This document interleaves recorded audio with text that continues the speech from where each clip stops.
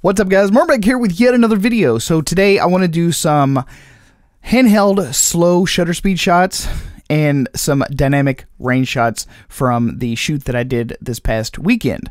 I've done these tests before. I did it with the Panasonic G85, mainly because it had both optically stabilized lenses that came with the kit, and it also had sensor stabilization on the inside of the camera.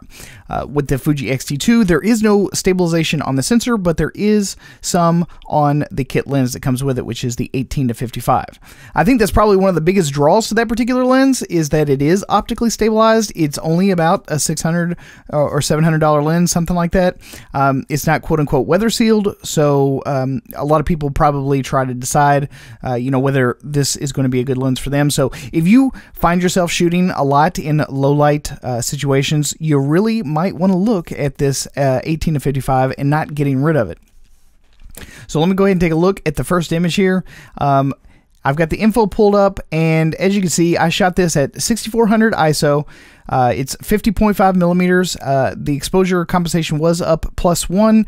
I forced it to an f4 by zooming all the way out to 50 millimeters. So f4 is the fastest that this lens can do, or can be, at this focal distance, and I shot it at 1/5 of a second. I did a wide metering mode, and I just had it on auto white balance. So let's check out some of the detail. Let's go up to 200% roughly. There we go. So with just optical stabilization on the lens, we're getting pretty good detail here. It's not the best. I do think that the Panasonic really does do a fantastic job now that it's got a stabilized sensor combined with its optically stabilized lenses. But it's not like we can't read stuff here. So the logos and everything are still legible. You can still easily read what they are here at 200%. The insignia logo on the soundbar is not legible, but if you look here in the logo, we still have really fine lines on the TV. So, not bad for just having stabilization on the lens only. Let's check out this next picture. I do want to say that I did test these things out using the different types of film simulation modes in the Fuji X-T2. I think that the camera performs differently depending on which simulation that you use. So whereas some of these logos and stuff were more easily read, they were better defined.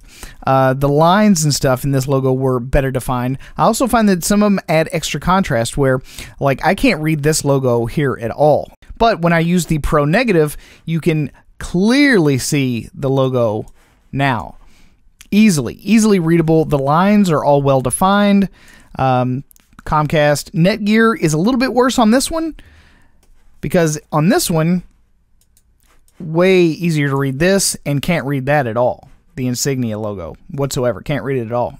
But on the Pro Negative, I think that if you're looking for the best bang for your buck as far as detail in low light, being able to see into the shadows a little bit better, maybe Pro Negative is probably the way to go. This would be my choice. If I was going to be shooting in really low light and I needed to retain as much detail as possible, I think I would probably go with the Pro Negative stuff. The next thing that I wanted to test out was dynamic range. I had a shoot this weekend down in Nashville, Tennessee. My brother was playing at a new venue, and the lighting conditions in clubs or bars or at a concert are some of the most extreme that you can put your camera through. Dynamic range is not the easiest thing to retain when you're spot metering for a subject. So in a club, when I'm in these sort of weird lighting scenarios where I really have no idea what the light is going to be, what it's going to look like, what it's going to be shining on at any particular moment, I use spot metering. There's a good chance that I will not be able to recover as much detail as I could had I metered for the entire frame, but that's not really what you want to do in a club situation. I mean, in those types of situations, you want to meter for your subject, and everything else kind of becomes secondary. So I'm going to go ahead and I'm going to try to recover some of the detail here and see what I can do. I know you guys laugh and everything when I use Apple Photos, but it's really good. I really like it. So I'm just going to do the auto slider here and just see what it does while the algorithm itself is trying to do its thing.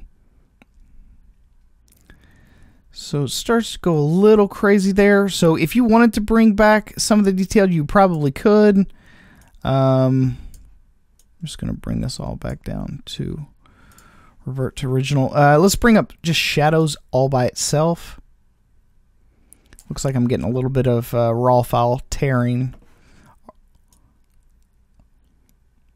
So you can bring back a little bit of it, you know. Most of what the camera was metering for was right here in the middle, which is where I was focusing on. And we had some really, really bright highlights here and some really, really dark shadows here. So, you know, overall not bad. If we just go back to the original, you know, you could do a few little tweaks and regain some of the detail in those highlights and shadows. This one, again, was metered for the center. And spot metering mode, it's usually right here in the middle, so my subject is well exposed. The shirt, the skin, the guitar, you know, the whole area here is well metered for. Everything else is very true to life. You know, everything was fairly dark off stage. The TV back here is a little blown out because it was much, much brighter than my subject. But if we were to say, like, bring down the highlights... Oh yeah, see, look at there. If you zoom in, you can see that the hockey rink, the glass, the edges of the glass did in fact come back. So if I go back to original, you can see that it's completely gone there. But yeah, if you bring down the highlights, you can definitely bring back that detail if you wanted to. Not for sure that you would, considering that wasn't your subject, but you know, to each their own. And if we bring up shadow detail, I mean, we've still got quite a bit of detail here in the shadows. But if we were to bring up shadows, yeah, you could bring a lot of detail back there. And let's also look out here in the crowd. So I can see her face a whole lot better now than what I could before. So this was before. And then if we try to bring it back again, yeah, I can actually make out. Like if this is a police lineup, I could tell who that chick was. For shiz. Okay, so let's move on to the next one. Now this photograph is completely underexposed for the most part. Again, we're spot metering again. I basically had just given the camera to my girlfriend to have her take some shots while I was doing some video. So I basically set everything on auto. It looks like it dropped the ISO sensitivity, probably because he's backlit right here. So some of the light is coming directly into the lens. So it exposed for that. We're still on spot metering. It's directly in the center.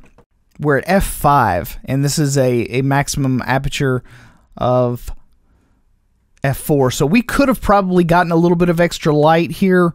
So with all the auto settings that I had put the camera in for her, we probably lost a stop or two of light. But let's just see if we can bring some of that back. Bring up the shadow some. Yeah, that's not bad. Let's just do auto and see what we get. Yeah, it tries to compensate as we go.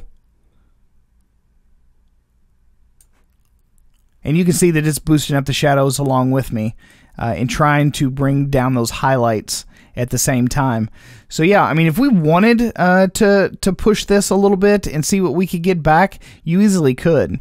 And if we reverted back to the original, you can see that this is not as good of a shot as it would have been had we just gone auto and then maybe brought it up some more. And then you could easily use this as a concert shot. This was the sign that was outside of the club. It was a bar called Crazy Town. It's on Broadway. If you guys want to check it out, it's a pretty cool place. So we're at 37.4. We got an ISO of 1600. We had plenty of light coming into the camera, and this is at 1/60th of a second. This is wide metering mode now, so we're getting a lot better balance with this one. So if I was to bring up the shadows, I just want to see if I can bring back some of the detail here in like the fire alarm and underneath here, maybe here on the fascia and on the side of these columns. So let's just bring back shadows only. Oh yeah, that detail's there. It's pretty dark though, but overall not horrible. If I bring it up with this slider, yeah, it tries to compensate quite a bit. Now, I'm not exactly sure what picture profile that I was using. I do not think that this was the Pro Negative, though.